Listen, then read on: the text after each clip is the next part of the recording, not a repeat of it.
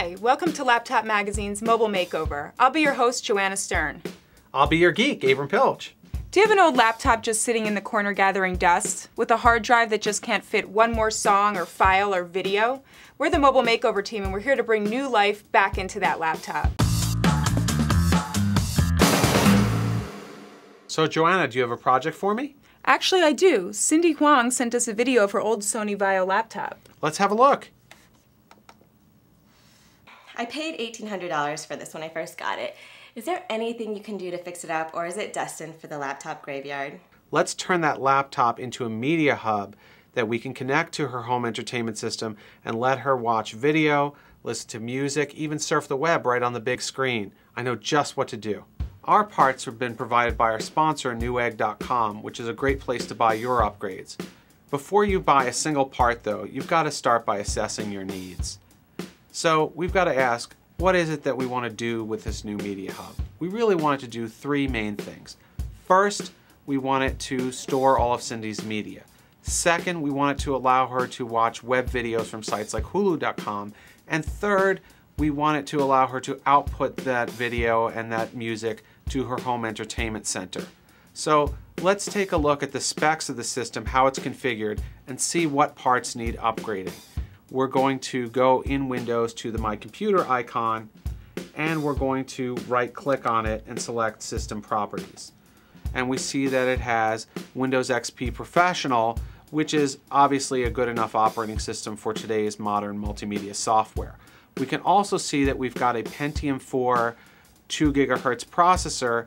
Also over here in the System Properties, we can see that we have 512 megabytes of RAM. That's not enough, and we know we're going to want to upgrade to at least a gigabyte because you need a gigabyte these days. And we can see in the system hardware properties that we've got an ATI Mobility Radeon graphics card with 16 megabytes of video memory.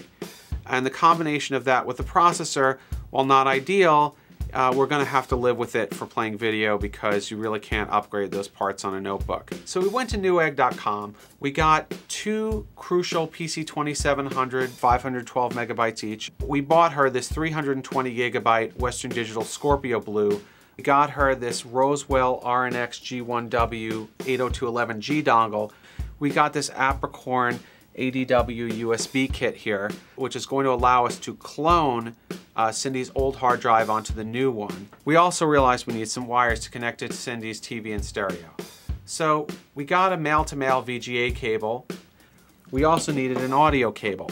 The last thing that we got, and it wasn't absolutely necessary, but we think it's a really worthwhile luxury, and that's this Logitech diNovo Mini wireless keyboard, which costs $149, but what's really cool about it is it's going to let Cindy sit on her couch and control the laptop from there. Before we crack open Cindy's computer, the first thing we want to do is clone her old hard drive onto the new one so we don't have to reinstall Windows, all her drivers, all her apps, and all her data on the new drive. In one simple step, we're going to copy it all over. To do that, we'll use this APRICORN ADW-USB-KIT, which allows us to turn her new drive into an external drive temporarily while we do the cloning. So now we're ready to crack this sucker open. And the first thing we're going to do is we're going to put in the new hard drive and take out the old. We'll close up the computer, flip it over on its back here, and you see underneath this panel is where the hard drive is, and we're going to remove the drive. Remove the bracket and the adapter from the hard drive. Gently tug at the adapter here, making sure not to bend the pins. Take the new one and get it ready to be put back into the system. We're just going to simply pop this in, press down on the adapter so that it's in. On a lot of systems, the RAM would be located on the back side right near the hard drive, but on this system, it's located under the keyboard. So to remove the keyboard, we're going to have to loosen this screw right here and remove it, and we've got to very gently pry the keyboard off, up, pull it back, and lean it forward without pulling out this wire. To remove a DIMM, we've got to simply pull apart the metal retaining clips that hold it in place. Our DIMM pops out, we grasp it gently. To insert the DIMM, you grab the DIMM, hold it at a 45-degree angle, and you make sure that the teeth The groove in the tooth of the DIMM matches the groove in the slot. You insert at a 45-degree angle and then push down till the clips lock into place. Do the same thing with the other DIMM. Gently slide it in and push it down. It's going to take our USB Wi-Fi adapter here and we're going to attach it to the USB port on the right. Our next step is to take this Bluetooth key here and use it to connect our Logitech diNovo Mini wireless keyboard.